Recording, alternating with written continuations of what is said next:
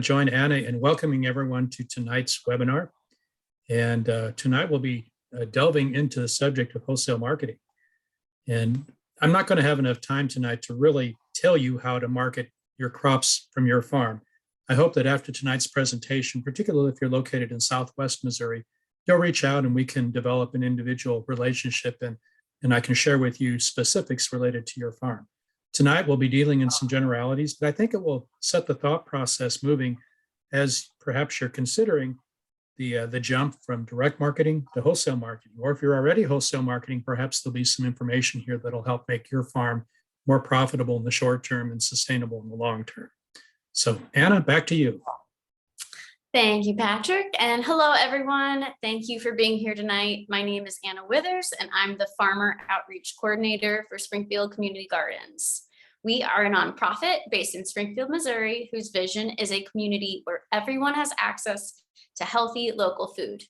This workshop on scaling up for wholesale marketing is generously sponsored by the Beginning Farmer and Rancher Develop Program, or BFRDP, grant from the USDA National Institute of Food and Agriculture. Our speaker tonight is University of Missouri Extension Horticulture Field Specialist Patrick Byers, and I will let him introduce himself further in a moment. But just some housekeeping before we get started. If you have any questions throughout the night, please ask as we go. This is meant to be a conversation with you and be helpful. So help us out and feel free to ask your questions. You can click on the Q&A button at the bottom of your screen to type your question during the presentation, and we'll stop periodically to chat with Patrick about them. There's also a chat feature at the bottom of your screen. So please only use this for comments, and that helps me keep track of making sure we can get all of the questions answered throughout the night. Also, once you leave this workshop, a screen will pop up with a link to a post-workshop survey.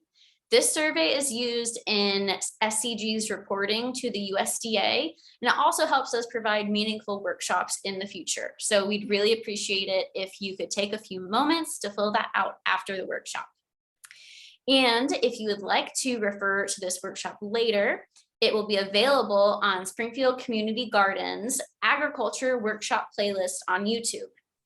I'll put that link in the chat box as well as our website, social media, and tonight's exit survey. And then that way you'll have everything you need. But again, don't hesitate to reach out if you need another link sent or have a question throughout.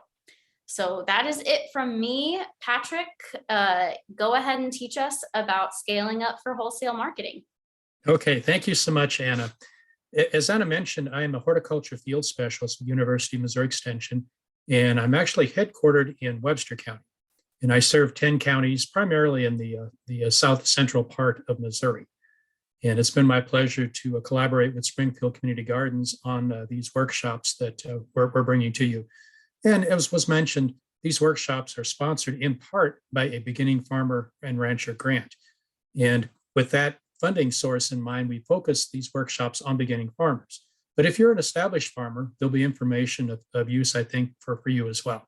And as I mentioned before, please feel free to reach out. My contact information will be available at the end of the presentation. I'd love to visit with you further, perhaps about the specifics of your farm and your journey from into wholesale marketing. So let's go ahead and get started with the presentation.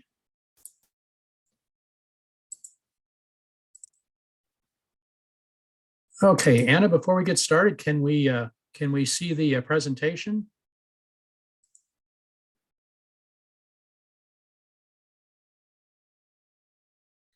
Yep, Patrick, it looks good. Okay, very good. Well, making the move to wholesale marketing is a big jump. And I'll be very frank with you up front. It's not the move that is for everyone, but there are huge opportunities for wholesale marketing of specialty crops, fruits, vegetables, cut flowers, herbs, and other agricultural products here in Missouri. And I would certainly encourage anyone who is seriously considering this to investigate these opportunities further.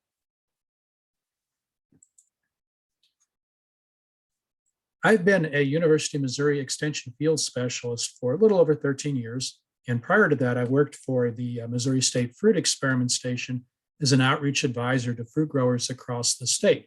And it was my pleasure to interact with farmers of all scope, certainly small scale beginning farmers, farmers who are focused on direct marketing, and farmers who are focused on wholesale marketing. And what I bring to you tonight is, again, 30 plus years of working with these farmers and sharing with you some of their best practices. Now, again, there's likely information that we could delve into further. Please feel free to ask questions in the Q&A box, and we'll tackle them as we go through the presentation. And as I mentioned before, and I'll mention again, I would welcome a contact after the workshop. Please reach out to my contact information if you'd like to visit individually about your farm, your plans, and the journey into wholesale marketing. This presentation is a collaboration with Springfield Community Gardens, and Anna did a very nice job of elaborating the mission of Springfield Community Gardens, and it meshes very well with the mission of University of Missouri Extension. We have a common vision in promoting the profitability and sustainability of farmers and the important role they play in a community-based local food system. Our other partner, of course, is the USDA, the U.S. Department of Agriculture. And when you begin to work with the USDA, you start to deal with lots of acronyms. And I wanted to mention 3 agencies and their acronyms because they are particularly important for those who are beginning their journey into farming. And these, first of all, are the Farm Services Agency, which is an umbrella agency with a USDA. FSA has an office in nearly every county in Missouri. And I would encourage you to reach out. I think at the moment their offices are virtual because of COVID, but at some point they'll open back up and develop a relationship with the staff at the FSA office. Now, 2 agencies within USDA, the NRCS, the Natural Resources Conservation Service, and the Risk Management Agency are particularly valuable for beginning farmers as well. NRCS offers a wealth of cost share programs to help support the conservation of natural resources. And the Risk Management Agency has programs, grants, and insurance programs in place to help beginning and established farmers. And all of these resources are shared at the farmers.gov website. I do want to thank Cindy Fake, who is a horticulture and small farm advisor with the University of California Cooperative Extension. About 7 years ago, Cindy made the journey here to Missouri and helped us conduct a workshop on scaling up. And I really learned a lot from her presentations, and she generously provided one of her presentations for me to use tonight. I've adapted it to our Missouri realities, but certainly want to thank Cindy for her support of Missouri farmers. And Missouri specialty crop farmers. As I mentioned, I've worked with farmers for over 30 years, and I've benefited from the free sharing of knowledge and experience that farmers provide, certainly to me, but also to their peers. And I want to thank those specialty crop farmers who have moved into wholesale marketing for sharing their perspectives. So what are we going to do this evening? Well, first of all, we'll have some introductory remarks about wholesale marketing. And then there are 2 things that I really wanted to cover. First of all, some characteristics of wholesale markets. And again, sort of a reality check if you're thinking about moving into one of these markets. And then 10 key considerations. These are sort of commonalities if you're thinking about moving from direct marketing into wholesale marketing. And we'll talk at length about each of those key considerations. And then we'll finish up with the discussion of some resources for farmers. Well, so you're interested in marketing specialty crops and perhaps marketing at the wholesale level. This is excellent. We certainly need more farmers involved in our food system. But the question, of course, is, have you figured out how to get to where you want to go? I like this picture. This is at a local farm here in the Springfield area. And once a month, we gather at that farm. We do a farm walk. We benefit from the experience of the farmer, but we also benefit from the conversation within the group. And this evening, the discussion was marketing. And it was interesting to poll each of these attendees, and each of them had a different view on what they would like to do with their farms. Yes, there were 1 or 2 people in this group that were interested in larger scale wholesale marketing. The majority, though, of course, were interested in entering into direct marketing, and that's just fine. For many farmers, staying at the direct marketing level is where they want to be, and that's great. You can realize a profitable return on the investment in time, energy, and money in your farm through direct markets. But as I mentioned before, there are huge opportunities to expand production into wholesale markets. And I was encouraged that evening to hear two people talk about that possibility. I do want to mention, and Anna mentioned that the Springfield Community Garden YouTube channel has a playlist of recordings related to specialty crop production. We have a specialty crop marketing workshop on that recording. So check out that particular video for an overview of all the different types of marketing that are available for specialty crop producers here in Missouri. Now, we also have a recording there talking about marketing plans. So I'm not going to delve into that in depth, but you definitely need a marketing plan if your goal is to move into large-scale wholesale marketing. And the marketing plan is important. It certainly charts the way to success. And there are some particular points where you particularly need that marketing plan. First of all, starting out, if this is the beginning of your odyssey into wholesale marketing, you need that marketing plan. If you decide to expand or change enterprises on your farm, perhaps in response to wholesale marketing, you need that marketing plan. If you add more people to the farm, and it's likely you will, if you expand into wholesale scale production, you're going to need that marketing plan. And even with the best of plans in place, even in the best of times, there can be issues, there can be problems. And that's when the marketing plan can be very beneficial in charting a way out of a trouble situation. I also want to mention and promote the Missouri Ag Intel tool. This tool was developed by the University of Missouri to help guide specialty crop farmers in making decisions. And the tool has several parts. There is a section related to crop suitability to help you understand if your farm is located in an area suitable for producing particular crops. There is the food market evaluation tool, particularly useful in discussions such as we're going to have tonight. Using this tool will help you understand the marketing opportunities that are within a radius, a distance from your farm. You can look at 10 miles, 30 miles, 50 miles, and you can understand if you know the opportunities that are available, for example, with restaurants, with grocery stores, with produce auctions, with aggregate buyers. All of these are described in the food market evaluation tool. There's a section in the Ag Intel tool talking about your management capabilities, so check that out. And then there's a section that focuses on alternative agriculture. And quite frankly, many of the specialty crops that we're thinking about in the course of tonight's presentation would fall into alternative agriculture. So that's a useful resource there as well. But I encourage everyone to spend some time on the Ag Intel tool, particularly in the crop suitability maps and the food market evaluation tool. Well, why would you consider wholesale marketing? Well, it kind of boils down to two things. First of all, potential markets. And as I mentioned before, there are certainly potential markets available for wholesale marketing. I recently spent several hours with the buyer for the Springfield school system. And the message that he drove home to me is that the Springfield school system is looking for local growers, looking for local supplies of the produce items that they serve in their schools. And this is a story that's repeated throughout the wholesale marketing chain. So there are potential markets. And these wholesale markets offer the ability to sell a quantity of produce. Now, if we were to do a compare and contrast between direct marketing, for example, marketing in a farmer's market or on farm, with wholesale marketing, there's some important differences. First of all, in general, with wholesale marketing, you're selling larger quantities of produce, but at a lower price per unit of produce. In the case of direct marketing, you're selling smaller quantities, but at a higher price point. And so again, those are the differences when you boil it all down, comparing direct marketing to wholesale marketing. Now, there's lots of potential wholesale markets. We're going to spend a little bit of time talking about each one of these. First of all, wholesale buyers. These would be people who would be buying produce from you to then resell that produce.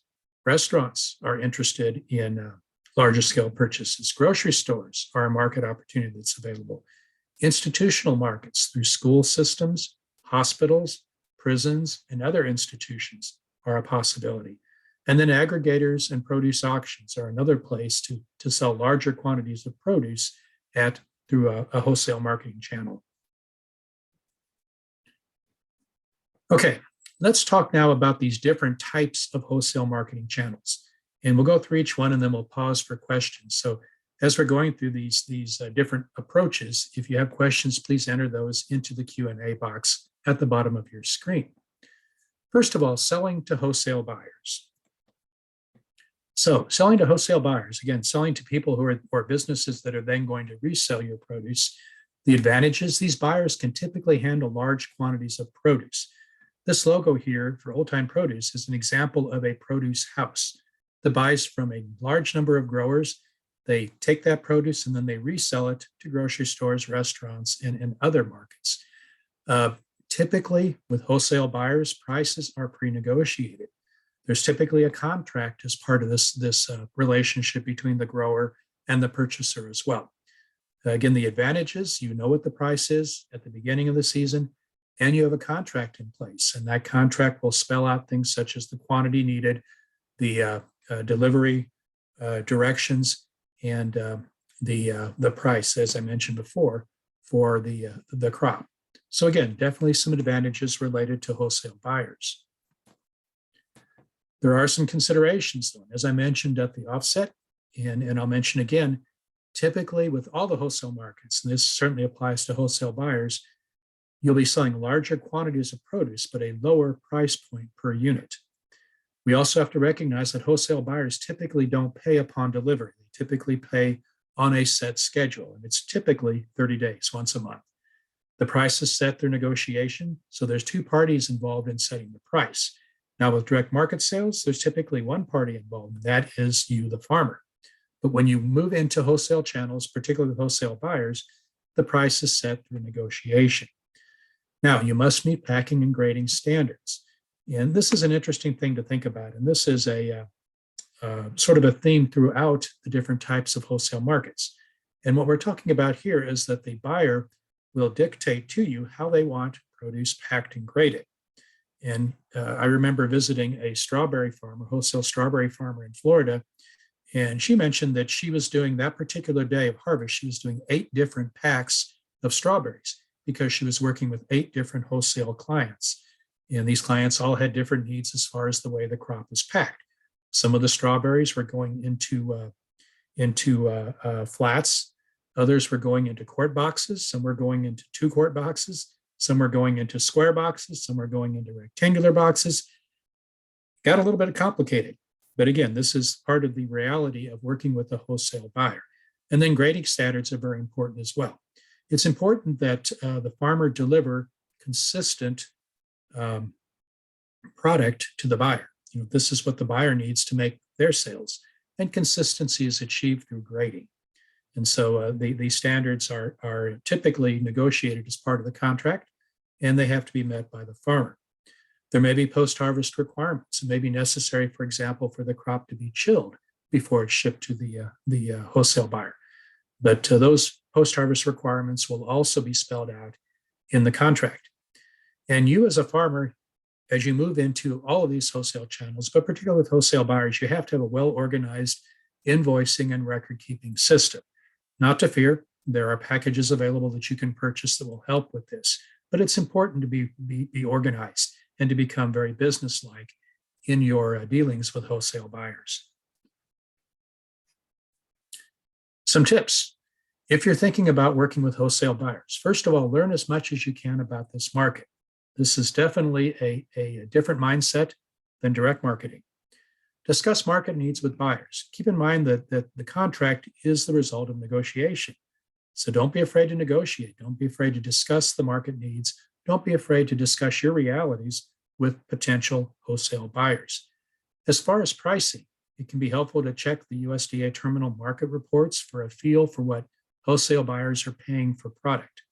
And so keep these terminal market reports available. They're available online. They're easy to access.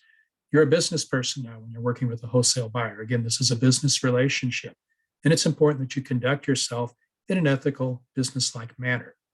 And then again, thinking about quality, certainly proper grading is important, but cold storage is very helpful, and proper post-harvest handling is critical to meet the requirements of a wholesale buyer.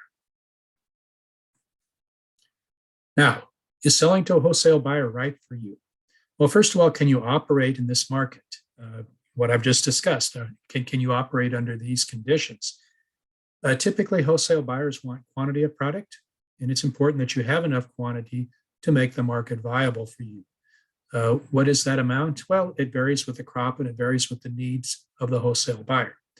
You have liability insurance, very important to protect you, your assets with liability insurance when you move into wholesale channels. GAP certification, good agricultural practices certification. This is a demonstration of your dedication to produce food safety. And most, if not all, wholesale markets are going to insist upon some evidence that you understand produce food safety. And a GAPS certificate is a good way to do that. We have workshop recordings where we discuss what GAP certification is. So check those out for more information on that particular topic. And an important question to ask yourself, do I enjoy business management as much as crop production? And again, another common theme, you'll become a manager, not just a grower, but you become a manager of a business when you move into wholesale marketing channels. And it's important that farmers recognize this, and it's important that they're comfortable in that role. Okay, Anna, do we have any questions at this point? Not yet, Patrick. Okay, thank you. And again, please feel free to enter questions at any point, and we'll stop periodically to tackle those questions. Selling to restaurants. This is oftentimes one of the initial ways that farmers who are previously focused on direct marketing move into a wholesale type of sale. Restaurants, in some cases, will accept smaller quantities. Restaurants, in some cases, don't have the stringent requirements for grading and packing. But still, this is a wholesale channel, and it's important to recognize that there are important differences between this and marketing through direct market channels. This is an interesting picture here. Several years ago, I had the pleasure of joining what we called speed dating. This was an event that a group of farmers put together with the idea of meeting restaurateurs. You can see the two gentlemen on the left. The gentleman in the white coat is a chef. The gentleman in the overalls is a farmer. They are talking, they are discussing, they're talking about each of their needs. They're talking about what each can do for the other. And this was particularly fun because we had a number of restaurateurs, a number of farmers, and every 5 minutes we rang a bell and people moved from farmer to farmer, from restaurateur to restaurateur. And it was a very stimulating conversation. I really enjoyed that evening. And a number of the relationships developed in the course of that event are still in place today. Advantages of selling to restaurants. Chefs value some of the same things that farmers value: fresh produce, high quality produce, well-grown produce. And so they have common vision when it comes to fruits and vegetables. And this is definitely a partnership. And those restaurateurs who are serious about local sourcing are serious also about supporting the farmers who grow those fruits and vegetables that come from local sources. Now, some considerations on the farm side. At least initially, expect small order sizes and frequent delivery. Restaurants typically do not have large areas for storing quantities of produce, so they typically will expect weekly or even more frequent deliveries of produce. Chefs demand top quality. This is critical. The quality of the dishes they prepare, of course, is directly related to the quality of the produce going into those dishes. And so they will demand top quality. And you as a farmer should be prepared to deliver top quality. It's very important that farmers stay in close contact with their chef clients. And those farmers who are serious about selling to restaurants develop weekly availability lists that they share with chefs. And in some cases, chefs will actually fashion a menu around what a farm might have available. So again, it becomes very important that the two parties stay in close contact, because obviously if a chef is designing a menu, they have to be assured of the availability of those ingredients. And chefs may have some ongoing requirements. They may have certain things that they want to source locally, but it needs to be available on a consistent basis. An example here might be greens for specialty salads or root vegetables or something like that. And so in this case, of course, it's important that farmers are able to deliver this consistent supply of those specific items. Some tips. Be consistent. Chefs expect supply to meet their menu items. And again, it's very disheartening to a chef to plan a menu, to have wonderful ideas down on in print form or on their website, and all of a sudden the supply of the specialty vegetable or fruit that they were counting on is no longer available. Relationships can quickly sour if this happens. It's important to build a relationship not just with the chef, but also with the restaurant and the management and ownership of the restaurant, because chefs come and go. But restaurants, a good restaurant is an ongoing part of the scene from the standpoint of local food. Make sure that you can meet delivery schedules. Don't be afraid to introduce new products. A little bit later on, we'll talk about one of the basic tenets of scaling up is to limit products. But when you're working with chefs, particularly creative and innovative chefs, don't be afraid to introduce new products. I'll show you a picture of some figs here in a little bit. But the idea of local figs is a relatively new thing. But there are several restaurants that are absolutely thrilled with the availability of local fresh figs and the amazing things that they can do with those. So as farmers, don't be afraid to discuss with chefs new products. Fax or email your list of produce availability, and this should be done at least weekly. There may be occasions where you need to educate chefs. I mentioned those figs. You can do all kinds of exciting things with figs, but there may be chefs who need a little bit of nudging, a little bit of education to understand what can be done. I know very successful farmers who sell to restaurants who invite chefs out to the farm for educational sessions. First of all, to learn how crops are produced, but also perhaps to learn how to use those crops. And then you as farmers, learn from chefs. A chef may have a particularly creative recipe, perhaps it's an ethnic recipe where they need particular ingredients. And so don't be afraid to take a lead from a chef from the standpoint of what you're producing and marketing. Planning meetings with chefs, as I mentioned, our speed dating, that's a good example, but planning meetings with chefs are very important. And these should be planning meetings where you're not just looking at this week or next week or this month. Try to plan out a year, perhaps, when you're meeting with the chef, because oftentimes when you're developing your production plan for an upcoming season, it's helpful to know where those crops are going to go. And then, of course, understand restaurant needs. Understand what they need as far as the pack, understand what they need as far as post-harvest handling, and understand what they need as far as delivery schedules. So there's the figs that I promised to show you. Aren't those lovely? Oh my gosh, local figs. What a wonderful thing. Now, again, reality check. Is selling to restaurants right for me? Well, which restaurants are the best fit for my product profile? And am I growing something that is only going to be of interest to a very high-end chef in a white tablecloth restaurant? Or am I growing crops that could fit easily into more of a blue-collar restaurant, for example? Can I, as a farmer, meet the production, handling, storage, and delivery methods? If so, great. If not, then perhaps I need to look elsewhere. Can I meet the expectations as far as deliveries? Again, when we talk about marketing, anytime we move product off farm, we've got to think about the logistics of doing that. And this is the case with direct marketing at a farmer's market, for example, but it's particularly the case if we're looking at periodic deliveries to a restaurant or just to another wholesale market. And then, am I comfortable operating in this space? Are you comfortable with what we've just discussed? Okay, do we have any questions related to selling to restaurants?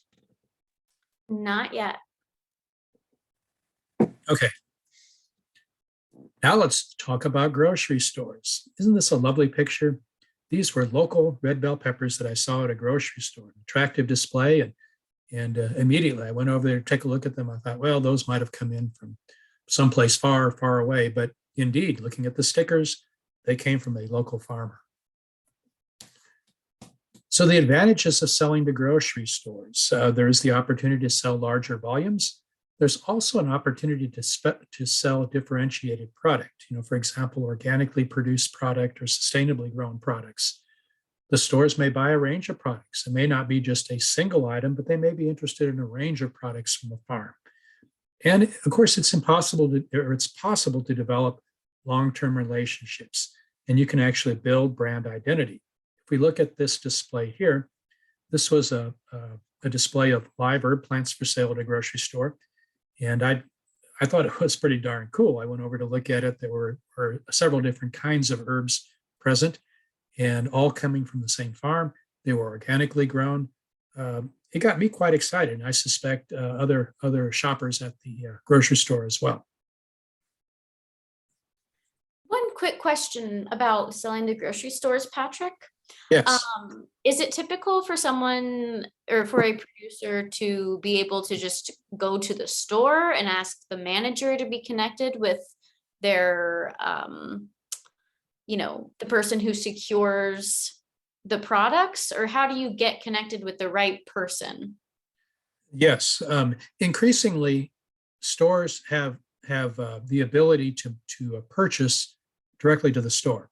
In the past, frequently, the way into grocery stores was to work with headquarters or to work with a distributor that then distributed product to individual stores.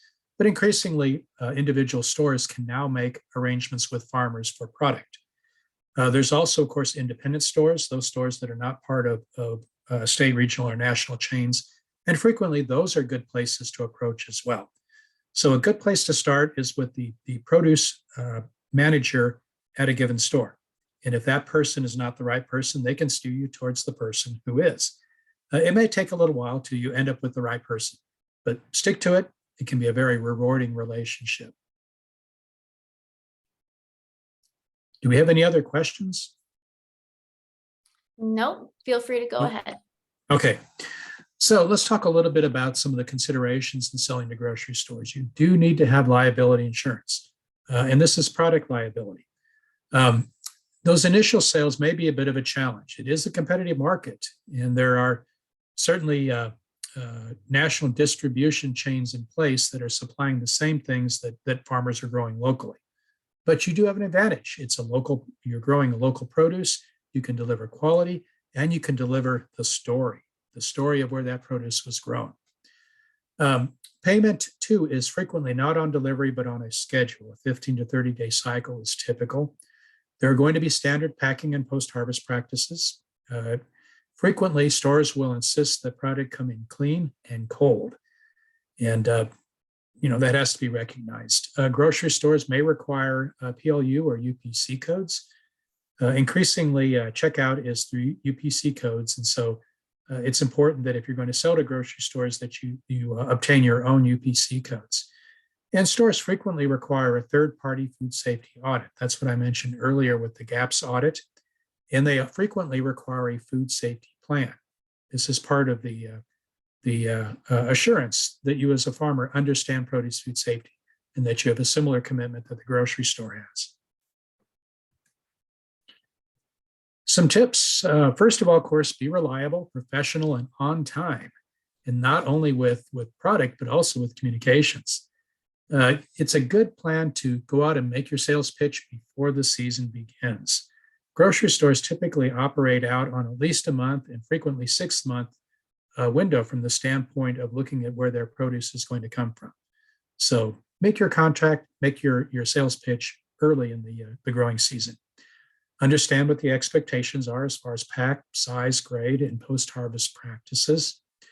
Grocery stores frequently would prefer a continuous harvest over a period of time rather than having crop today and not tomorrow.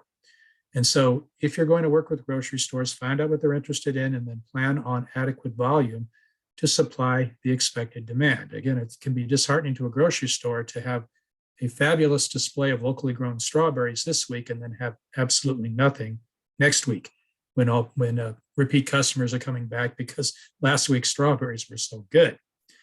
And it's a frequent situation where farmers and grocery stores work together as a team to promote the product. So be available to do promotional programs in store. Again, people not only want to see local produce, but they really enjoy meeting the local farmer as well. One quick question we Yes. have. How do you obtain UPC codes for your farm? So UPC codes are available from a variety of sources, and a good starting point is the Missouri Department of Agriculture, and they actually have in place a cost share program at present to help offset the cost of obtaining UPC codes. So check that out. If you need information specifically on that, if you can't track it down through the Missouri Department of Agriculture website, reach out to me and I can put you into contact with with that program. But that's a good place to start. Okay, so the reality check is selling to grocery stores for you. Well, first of all, does the store want what you can supply? And again, reach out before the season, find out what the store is interested in, and plan your production around that interest. We mentioned this earlier, but chain stores, some of them don't have a particularly strong interest in purchasing locally, whereas others do. So reach out. It's been the experience of farmers that frequently starting with higher end grocery stores is a good way to start. But don't neglect local stores. Don't neglect even corner stores. These can be an opportunity for sales as well. Can you as a farmer ensure a consistent supply of key products over time? Do you have GAP certification? Do you have a food safety plan in place? If you're interested in GAP certification, please reach out. We have in place at the moment a cost share program to help offset the cost of a GAP certification. And I'd be happy to share information on that with you as well. Okay, do we have any other questions on grocery stores before we move on to institutional markets? No, you can go ahead. Now, selling to institutional markets is very interesting. And the range of institutions is wide. It could be a school system, it could be a university, it could be a hospital, it could be a prison, it could be just any number of institutions that are looking for local sources of produce. And increasingly, these institutions, in some cases, are being mandated to support at least a portion of their food service from local sources. There are federal guidelines in place, for example, with military bases to do their best to source from local farmers. So this is an opportunity that is just waiting for entrepreneurial farmers. The advantages: it's possible to sell large volumes of many products. Again, oftentimes, if we look at the salad bar at a university or a school, there's a number of items on that salad bar that could be produced locally. And as I mentioned before, there's many possible sales outlets. Many different institutions are interested in locally grown fruits and vegetables. Now, considerations. Certainly larger volume sales are possible, but expect a lower price. In an institutional setting, you're directly competing with food service companies. And these food service companies are definitely focused on providing produce at the lowest possible price point.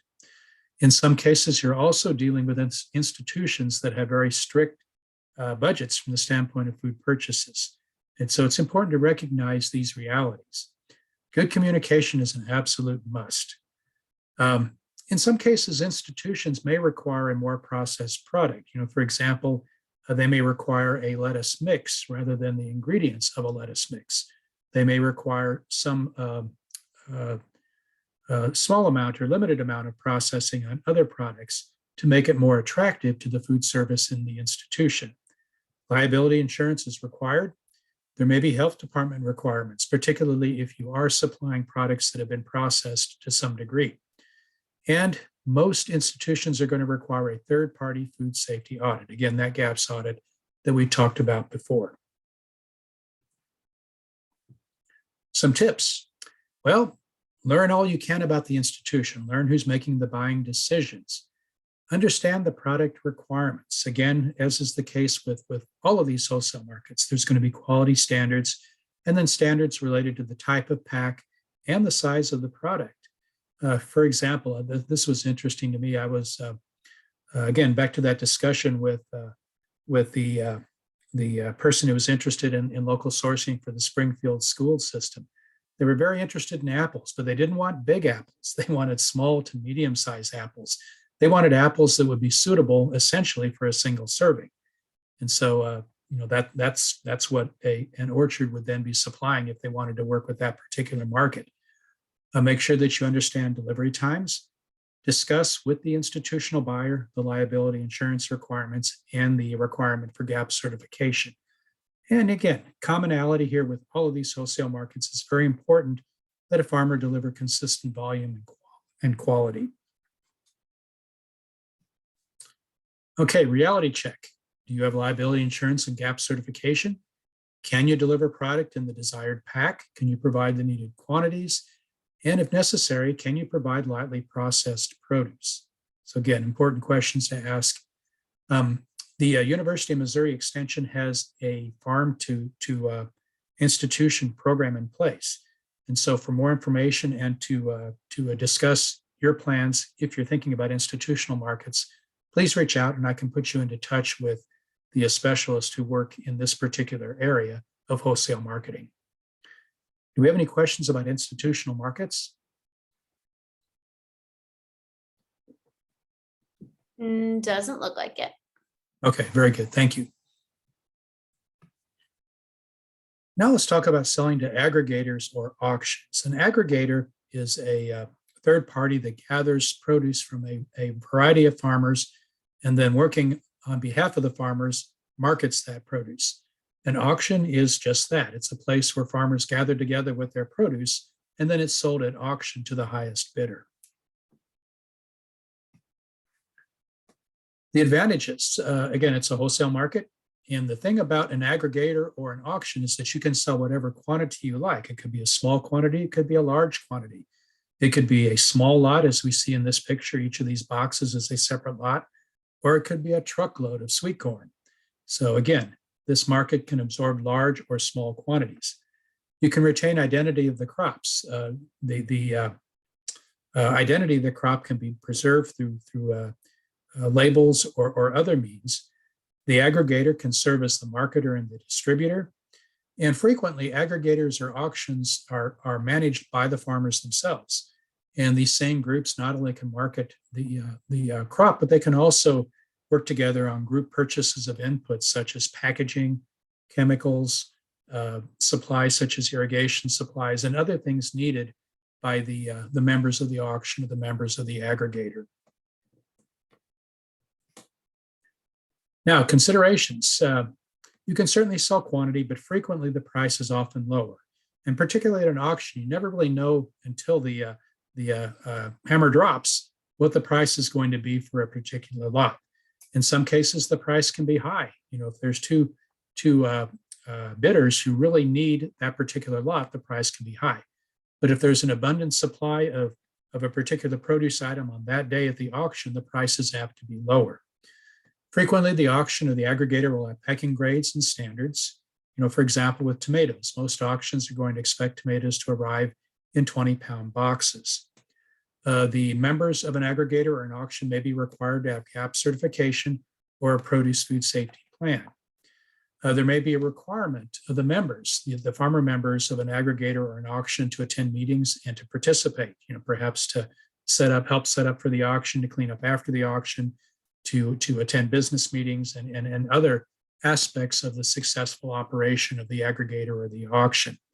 And frequently, there's an annual fee that you pay over and above the percentage of sales. And an annual fee, again, is a membership fee in the auction or the aggregation.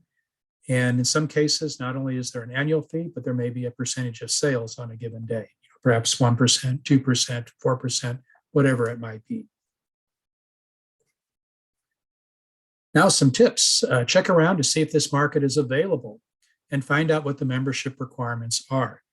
The tool that I mentioned earlier, the online tool that I mentioned earlier, when you go to the Food Finder, will give you a listing of auctions and aggregators that are available, again, within a radius of your farm.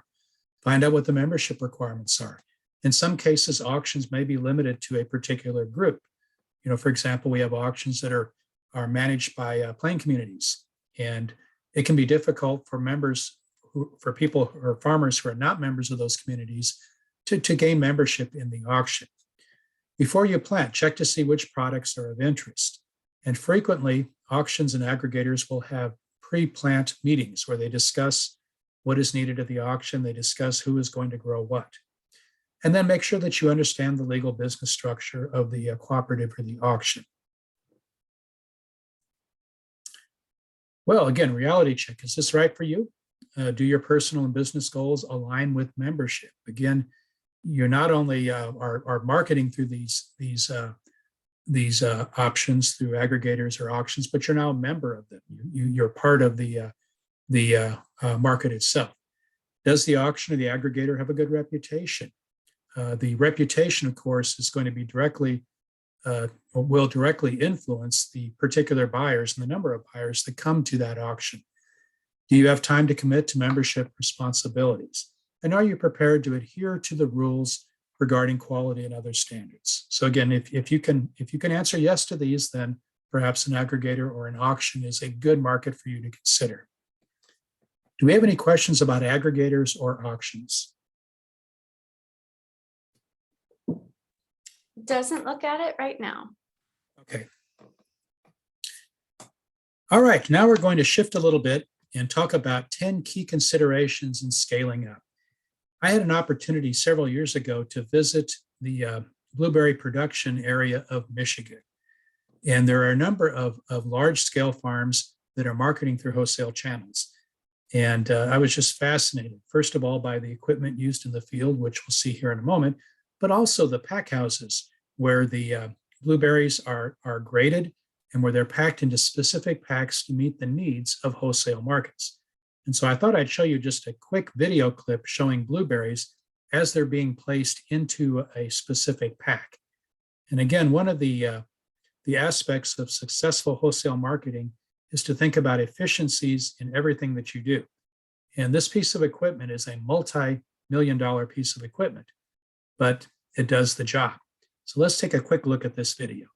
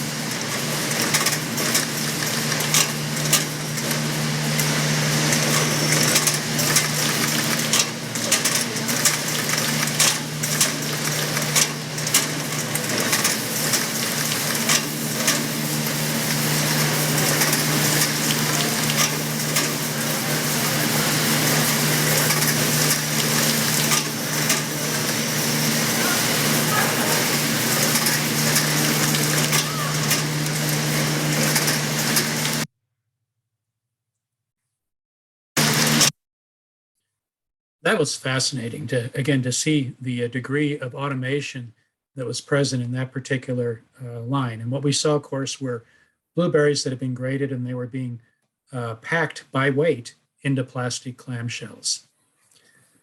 Now, to start the discussion of the 10 considerations, we have to recognize that moving from direct markets into a wholesale market means making tough decisions. It means long-term planning, and it means adjusting to new roles. Now, in some cases, a new farm will start out with wholesale marketing as the goal.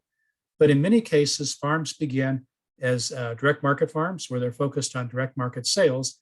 And then the farm sees an opportunity and it scales up to the point where it can successfully meet the needs of wholesale markets. So let's talk about what those 10 considerations are. The first thing is crop selection.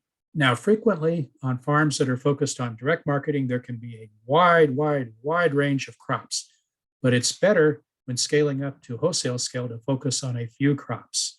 A good piece of advice is less than 10 crops. These are going to be crops that are needed by wholesale markets, and you've learned this through market research. These are also crops that, yes, may be in demand by local direct market sales, and that's your plan B. If you can't sell all of it through a wholesale market, you can still fall back on direct markets. These should be crops that you can grow well. You know, as was the theme and when we were discussing the different markets, you have to deliver quality. And so these should be crops that you can grow well. These should be crops that you can grow and sell a significant volume, and they should be crops that are profitable at wholesale prices. Quite frankly, there are some crops where the profit margin at a wholesale price is extremely thin. And those are probably not the best crops to consider, especially initially as you're scaling up. And keep in mind that, you know, diversity, we like to think about diversity as being a positive thing, but from the standpoint of wholesale production and marketing, diversity is often not profitable. This is a picture of garlic. And This is a crop that has been grown and marketed successfully through wholesale channels here in Missouri. And so again, it's a crop that is needed by wholesale markets. It's a crop that can be grown and grown well. And it's a crop where you can sell a significant volume to a variety of different markets. And it is profitable at wholesale prices. Now, some other things to think about, not just the crop, but also the variety. Again, we want to think about varieties that have the qualities that make them suitable for wholesale markets. Now, keep in mind that frequently the time between harvest and when the crop is purchased by the consumer is longer than the period of time from when a crop is harvested and direct marketing. And so the particular cultivars have to be chosen with this in mind. These should be more durable cultivars, perhaps cultivars that are firmer at harvest, and cultivars that have a longer shelf life. There also may be situations where a wholesale market may want a standard cultivar. They may want an orange slicing tomato rather than a pink tomato or a green tomato or a yellow tomato, because that is where their market demand is. And again, market research is how you answer these questions. Now, taking a look at that limited palette of crops, you're going to figure out how to scale up each one of those. And keep in mind, the strategies on one crop may not be the same as the strategies for another crop. For example, what is the labor demand going to be for each crop? When is that labor demand going to be there? And can you mechanize? I like this picture here too. This is a friend of mine who grows garlic on a large scale. And, small scale direct market garlic frequently is hand planted. In this case, this farmer has developed an implement that punches holes through the plastic, creates a hole, and then you can drop the garlic cloves into the hole, saving you several steps in planting. Even larger scale garlic production, there are mechanical planters that can actually plant the garlic through plastic. So again, thinking about the labor demands, thinking about ways that you can mechanize can be very important in taking advantage of that profit margin that is present for, yes, larger volume, but lower price per unit. Very important to do a reality check with labor. Now, why do farmers farm? Well, lots of farmers get into farming because they like growing crops. They like managing crops. They like planting. They like harvesting, all the things that go into successfully growing a crop. But when you move into wholesale marketing, you're going to become not just a farmer, not just someone who works in the crops, but also a manager, someone who works in the office. And this comes at an economic cost. Now, quite frankly, you are the most efficient and effective laborer on your farm because you have a vested interest and a passion. And all of a sudden, you're being drawn away from that aspect of the business. Suddenly, you're not farming, you're managing. Now, this is a challenge to think about. And I've worked with a number of farmers who just are disappointed because no one else can do as good a job as they can do. And yes, that's perhaps true, but I remember one of my bosses saying, well, Pat, you're doing a great job, but if you don't come in tomorrow, there's someone there who can do a good enough job. And well, that's true. And good enough may be good enough. So that has to be recognized, and you have to be willing to think about that aspect of moving from direct market sales to larger scale wholesale markets. And then, of course, it's important to plan for peak labor. And is that labor going to be available? In some cases, the answer is no from the standpoint of local labor. And you may need to look to other programs, such as the H-2A program, to bring labor in. And then think obviously about the cost, the cost of a labor from the standpoint of wages, yes, but there may be other costs such as housing and insurance and other things that you as a farmer may be responsible for. I like this picture here too. These are friends of mine in New York, garlic growers, vegetable growers, who successfully made the leap from direct market sales to wholesale sales. And they're both still pretty happy, but particularly the gentleman in this picture, he early on found it frustrating when he was spending more time in the office than he was in the field. But they've successfully made that jump. Labor is the largest cost in vegetable production. And you've got to consider labor. Very important as you scale up to commercial wholesale scale production. And if that labor, again, as I said before, is not available locally, you're going to have to bring it in from somewhere else. And with hired labor, is each crop profitable? You need to become very good at looking at crop budgets and understanding the cost of producing a crop. That's how you understand the price that you need to receive for that crop. And then whenever possible, plan for efficiency. Build teams that are focused on specific crops. Training, yes, is expensive, but it pays off in higher efficiency. And then think about mechanization. Yes, there can be a significant cost in mechanization, but if we look back to that blueberry line that I showed you, think how many hands that machine was replacing. And yes, there's a high initial cost, but over time, that initial cost will be more than offset in the efficiency that it builds into all aspects of post-harvest handling of that blueberry crop. Oh, I wanted to show you another video. And again, when we think about blueberries, one of the most significant costs of blueberries is hand harvest. And so with larger scale blueberry farms, mechanical harvesters have been developed. So I wanted to show you a quick video clip of a mechanical blueberry harvester.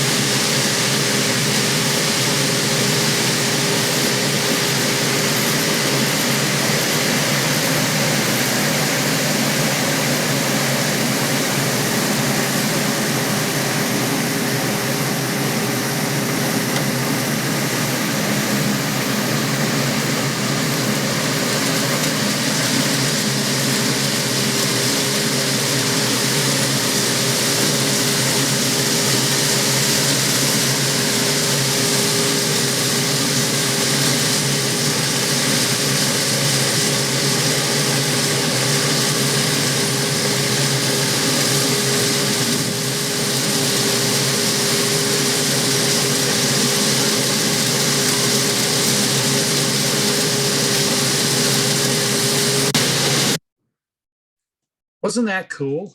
The point there, and you may have noticed the bushes going into the harvester, of course, had fruit on. The bushes coming out did not. And this was a situation where suddenly two people in a machine were replacing probably the work of a 20-person crew and doing a good job of harvesting the berries. Yes, that machine is probably a $40,000 piece of equipment, but it doesn't take long to recoup $40,000 when you think about the cost of labor to hand harvest those blueberries. And Patrick, we have a couple questions there. Yes. The first one being, can those harvesters in the video clip be adapted to other crops such as elderberry? I love the way you're thinking. We are in the process of working towards developing mechanical harvest for elderberries. We're not there yet. The crops that are easiest to harvest mechanically from the standpoint of berries are those crops that have a fairly large berry and where the berries come individually on the plant. So crops like blueberries or aronia berries, grapes are mechanically harvested, and even blackberries and raspberries. But we're still trying to come up with the technology to effectively harvest elderberries. So soon, but not quite yet. Yeah, stay tuned. Stay tuned. And then our other question is, do you have to register your homestead or farm as a business if you're just doing it as a hobby or entry-level project? So at what point do you register your farm? So when you use the word register, there is no requirement in Missouri that a farm be registered by some governmental agency to farm. Now, yes, there are things that you'll want to consider. If you move into commercial sales where you're actually selling what you're growing on your farm, then you'll want to think about registering with the Missouri Department of Revenue to, first of all, receive a sales tax number. This is helpful from the standpoint of the inputs, the purchases that you make for your farm. It's also helpful when you go to pay your sales tax. There may be some requirements to register, for example, if you want to grow crops organically, you'll have to work with an organic certifier. There may be some situations where you'll want to receive training in something like produce food safety and receive certificates there. There may be situations where you have to have a merchant's license. You know, for example, My farm is in Webster County, and if I want to sell produce from my farm, I have to have a Webster County merchant's license. But in Missouri, there really is no requirement that a farm be registered as a farm. Now, that being said, if you want to qualify for federal programs like the NRCS or risk management agency programs, then it's important that your farm be registered with the Farm Services Agency. This is just so that you can become part of those programs. They require some documentation that you are indeed a farm. And I'd also like to add, if anyone is curious about applying for a farm and tract number or any of the registrations that Patrick just mentioned, you can reach out to us. I'll put our website in the chat again, but that is something that Springfield Community Gardens does do outreach and helps beginning farmers to receive those certifications. Do we have any other questions? Doesn't look at it like it at this time. Excellent. Well, again, keep those questions coming. Okay, now let's talk about management. And again, this is sometimes a bit of a shock to farmers as they move from being full-time farmers to being full-time business managers. You're going to need at least one day a week to work on the business, one day a week where you're not out in the field. And it's important to think about your experience. If you're going to be effective as a manager, you've got to understand business management, economic analysis, and also managing personnel. So when you think about going to a large scale business somewhere, they have whole departments that focus on management and economic analysis and personnel. And now all of that comes down to you as the owner and the manager of the farm. So again, it's important to understand these things. If you don't have experience in these areas, there are training programs that you can participate in. There's also businesses that provide support in these areas. You can also hire some of this out as well. But it's a mistake to think that you're going to be spending all of your time in the field if you're moving into to wholesale production, wholesale sales.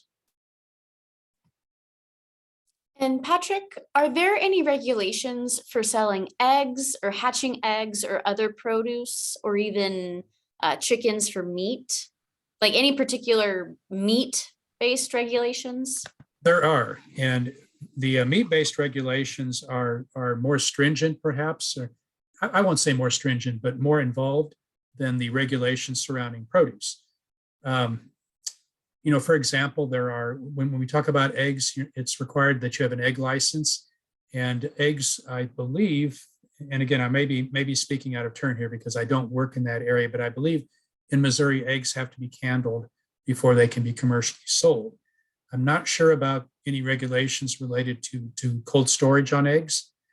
From the standpoint of meat birds and also livestock, it would be best to visit with a specialist in those areas with University of Missouri Extension or with Missouri Department of Agriculture to get the details there. But selling live animals is less regulated than selling animals that have been processed. And so, again, that's very important to recognize. And processing typically will be done in some sort of a regulated facility, some sort of slaughterhouse. There are exceptions to that rule. But again, check with the specialist to get the details there.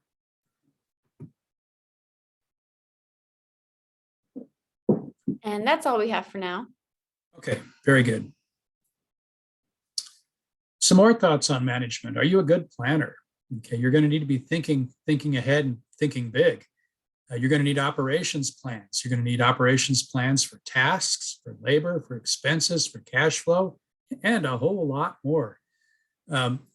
Quite frankly, I've seen consultants used to good effect as farms scale up to wholesale levels. Those consultants can help guide these operations plans as they're developed early on and help farmers avoid making mistakes at this point. And then think about your skills as a trainer, because again, you're going to have to train people to do the things that you used to do. And you're also going to need to train people to lead teams. We mentioned earlier that it can be effective on farms that have large-scale production to have crop-based teams. And you have to have trained people to lead those crop-based teams. And keep in mind, you're going to be tied up with the business. You're just not going to have the the energy or the hours to be out doing all of these jobs. So you have to be able to train people to do these jobs as part of your overall management team. Now, some more reality checks. Do you like personnel management? Do you like record keeping and bookkeeping? Do you like running the numbers? Do you like economic analysis?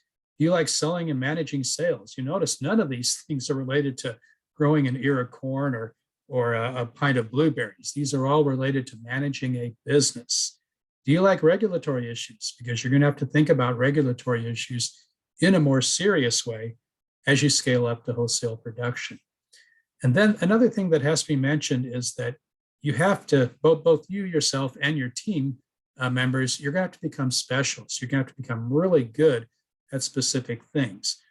On small scale direct market farms, frequently you have people who are generals. They are good enough for a lot of things.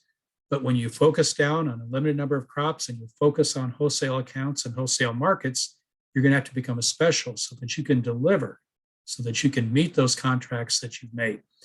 And again, hire support people, businesses, you're now, well, all farms are businesses, but when you scale up to wholesale production, now you're becoming a business of the size where it's important to hire support people. And accountants, tax specialists, labor specialists, and legal counsel, these are all people that can help you succeed with your business. Yes, they cost money, but that help that they bring is invaluable. They can help you avoid costly problems that can come back and bite you. And it's one thing, as a small scale direct marketer to have issues. It's an entirely more serious issue if you're a large scale wholesale grower and you have issues. Okay, do we have any questions about management? Yes. Someone's wondering how you see the changes in the 1099 employee tax law changing farm labor hiring. Do you happen to know anything about that? I just know enough to know that I shouldn't say much about it. It is going to bring about some changes. You are correct. But in a specific situation, I think it's important to talk to a tax specialist to see how that is going to impact your particular farm. So yes, it is going to bring some changes. What they're going to be, I just, I don't know enough to really speak with any depth of knowledge there. Always good advice to consult a tax professional first. Yeah, when it comes to things like accounting, taxes, legal issues, it's worthwhile to hire specialists in those areas. Sure. And someone else is asking for the link for Missouri Extension, and I will put that in the chat. Very good. Okay, now let's talk a bit about rules and regulations. And farmers of all scale, farmers that are marketing through any market, have to deal with rules and regulations. But when you scale up, as you become a larger scale producer, you become a larger target. You're more visible. And so there's really no tolerance at this point for not knowing the rules and regulations. An inspector might cut you a little bit of slack if you're very small scale, limited markets, and that sort of thing. But if you're a large scale wholesale producer, you have to understand the rules and the regulations. And there are rules and regulations. Again, check with specialists in these areas. Produce food safety, reach out to me. That's an area that I work in. I can share with you in detail the requirements relative to produce food safety. Labor and OSHA rules, talk with specialists about that. Third-party audits, tax regulations. I'm glad you brought up that issue because that, again, points out the importance of talking with people who are well-versed in these areas. And if you decide to sell across state lines, then there's a whole different set of regulations that you'll need to consider related to interstate commerce. So again, learn about all of these things before you make that decision to scale up, okay?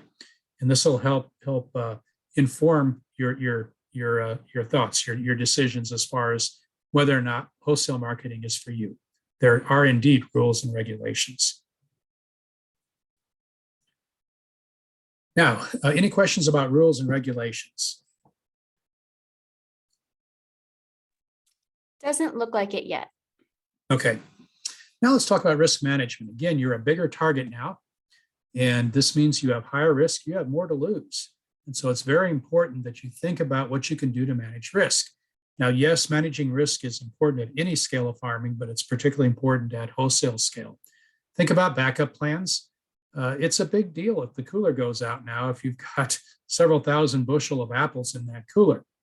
It's a big deal if a pump breaks, if a delivery truck breaks down, if workers don't show up, or if you are injured and ill. And this is a very important thing to think about. Farmers, particularly the owners and managers, are key people on a farm. But it's important that there be backup plans in place in case that key person is not available. And so having written standard operating procedures becomes very important. Having backup people in place on call, hopefully they can be there on short notice, is very important as well.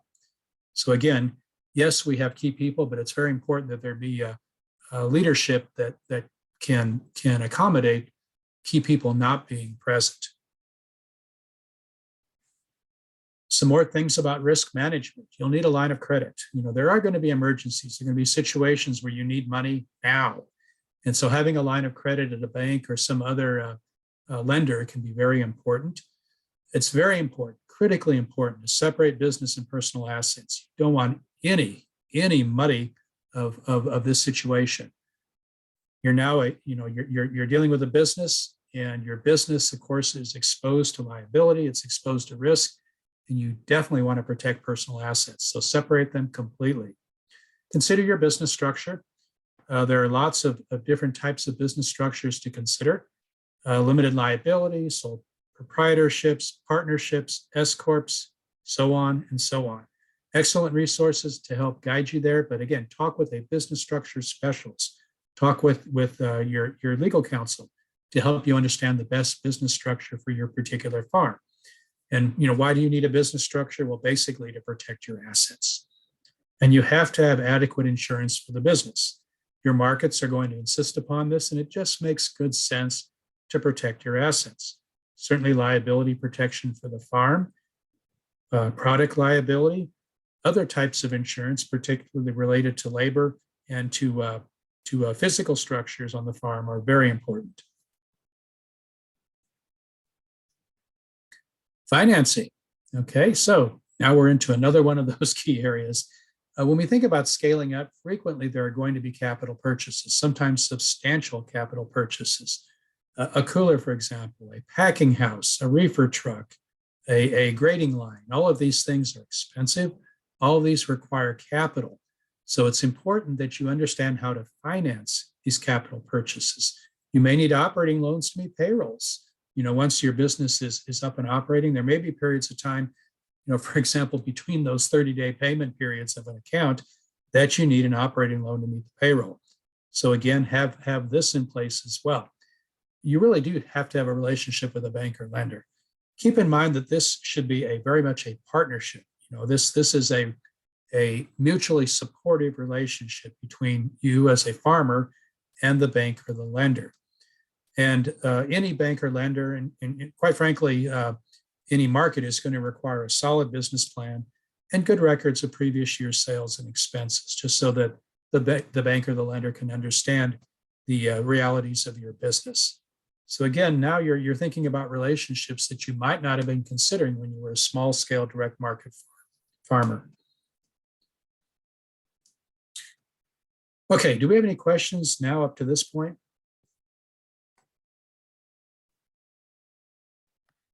Nope, you can go ahead. Okay, so marketing and sales. And we talked about this, of course, in detail when we were looking at each of the potential wholesale channels for marketing crops. But it's very important that you have in place a marketing plan so that you know where you're going to sell your crop. And understanding that approach, having that plan in place, will help guide your decision making from the standpoint of what crops you're going to grow, the volume of crop that a particular market can handle, delivery dates, planning schedules, all of those things, so that you can deliver crop when it's needed by the particular market. It is important to have a backup plan. Sometimes things happen. There have been situations where a restaurant has gone out of business, or suddenly an aggregator or an auction, the price received there doesn't meet costs. So it's important to have a backup plan in place, a second or even a third market to help manage this risk. Now, granted, it may be difficult to market a large quantity of crop through one of these markets, but at least you can recoup some of the potential income and minimize the loss associated with the disruption of a primary market. So again, very important risk management strategy. Now, we talked about hiring specialists. You might consider a sales and a marketing specialist. Perhaps this is a family member. I know farms, for example, where there is a member of the family who's not really that interested in growing crops, but they're very interested in sales and marketing. And that's great. Bring them on board as part of the team. You do need a point person for wholesale sales. This is that person who develops the relationships, that provides the weekly availability lists, that signs contracts, that makes sure deliveries are on time, that makes sure quantities are delivered, that packs are right, all of those things that go into successful wholesale marketing. And it may be necessary to consider key people for other markets as well. Now, you want to think long-term. Again, you're making a significant investment in infrastructure. You're hiring people, you're thinking about labor, all of these things. So you're thinking not just this year, not just next year, not just 5 years, but think long-term, 10 years, 15 years. What is the arc of your business going to be? And it may change over time. You may start out as a smaller scale direct market farm. Then you see an opportunity, you scale up, you address large scale wholesale markets for a period of time. And then perhaps as you move towards retirement, the arc moves back towards those local direct market sales. Build your brand and consider long-term. Packing and handling. Again, there was a common theme as we were discussing the different wholesale markets that you have to have packing and handling that meet the needs of those markets. You have to have different types of packs to meet specific markets. You may have to handle crop differently. It may, for example, tomatoes, good case in point. Some markets want tomatoes at the breaker stage where they're just starting to turn color, but they're still very firm and easily shipped.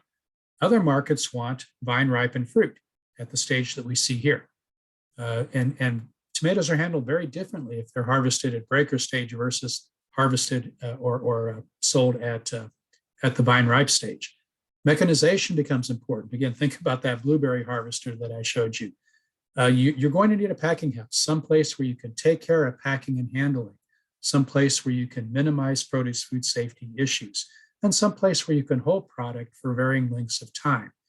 And you may need transportation. You may need to move product from your farm to the wholesale market. In most cases, this is the reality, so you may need transportation. Now, from the standpoint of packing and handling, standard pack requirements. This is not the sort of situation where you can use used soda flats and fill them half full, 3/4 full, whatever you want, and take it to the market. Standard pack requirements, you're going to be using clean, new packing material. They're going to be grading and sizing requirements. We saw that blueberry line. Those blueberries were being packed by weight, and there's a very, very narrow tolerance from the standpoint of the weight of the blueberries put into the pack that we see here in this picture. And so you have to be able to make sure that what you're sending to the wholesale market will meet grading and sizing requirements. There may be need for packaging, cartons, pallets, shrink wrap, all these things that are needed for a larger scale packing and then shipping. Biosecurity becomes very important. That blueberry line that I showed you also had an area where the berries ran through a series of magnets, which drew out any metal fragments that might be in the berries. There's also, and you may not have seen it, but the workers around that packing line had hairnets on. If they had beards, they had face nets on. Their hands, they had gloves on their hands. Their shoes were clean. All of these things are important from the standpoint of the requirements of wholesale markets. Regulations, we talked about that already. And then the issue if you decide to sell across state lines. Transportation. So again, you're going to be moving product from your farm to wholesale accounts. And here's an example, Roxbury Farm. This farm started out as a small scale farm that was selling to farmers markets, and then it scaled up, saw an opportunity, and now they send out this reefer truck with loads several times a week. And if you're thinking about transportation, particularly with larger vehicles, first of all, you have to understand the cost of these vehicles. Yes, the cost of the vehicle itself, but also the operations cost, the depreciation costs, the logistics of running a vehicle from the standpoint of maintenance, all of these things. Think about vehicle movement on your farm. Do you have a loading dock? Do you have somewhere that you can move vehicles around efficiently? And can your roads accommodate large vehicles? If you're not actually, if you don't actually own vehicles and you're using your own vehicles, you may need to bring 18-wheelers into your farm to load up crop. And can your roads accommodate an 18-wheeler? Oh, an 18-wheeler that gets stuck in the mud is a hard thing to get unstuck. And again, know your numbers. When you think about the price received for your crop, that pricing has to cover all costs, not just things like production, harvest, post-harvest handling, but also transportation. Certainly the mileage, the depreciation on the vehicle, the driver time, the maintenance of the vehicle, all of these things become part of the cost of transporting crop. And then, of course, it's important to understand the benchmarks, the amount of produce that you need to really make packing and hauling cost effective. If you send that truck out only half full, you're losing money. Okay, so understand what the benchmarks are for the particular produce items that you're growing. And again, here it's very important to think about cold storage and other ways of holding crops so that several days harvest can then be sent out on one truck to a wholesale account. Okay, do we have any questions at this point? No, we don't. Okay, well, we are winding down. In fact, this is my final 10 point, and that's transition over time. Yes, you want to take it easy, but if you are going to make the move into wholesale marketing, you're going to have to do it. You're going to have to jump in. And it's not just if you just dip your toe in, this is not going to be a good way to do it. You want to jump in and get it over with. Okay, you want to take it in steps, yes, but don't move too slowly. If you move too slowly, you run the risk of getting caught in the middle. Caught in the middle where, yes, you're scaling up your production, but you don't have markets in place to accept that production. And so again, you've got a lot of capital involved. You want to make sure that you move quickly from smaller scale local direct market sales up to the point where you're working with wholesale marketing. Again, too much capital is invested to be dragging your feet. You have to make enough revenue to pay for everything. And you're going to have to make those gross sales if you want a full-time income from this. And for many people, scaling up to wholesale production is a way to generate a living from a farm, to generate a full-time income. And again, you need to have that solid plan and you need that timeline. I really can't stress enough the importance of good planning, and the importance of consulting with knowledgeable people to help guide you along this process. Okay, now as far as resources, there's a number of very helpful resources available from ATRA. This is well, what is the acronym? Anyway, it's an organization that's focused on sustainable agriculture of all scales, and I have found their marketing tip sheet series particularly helpful, but all of these other publications which are available at no charge, very helpful. So go ahead and consult with these. If you do a Google search for ATRA, the first hit will be this organization. Check out all the resources that they have available. Well, that was a quick look at wholesale marketing. And Anna, at this point, do we have any questions? No, I opened it up, but I think we are good to go. Okay.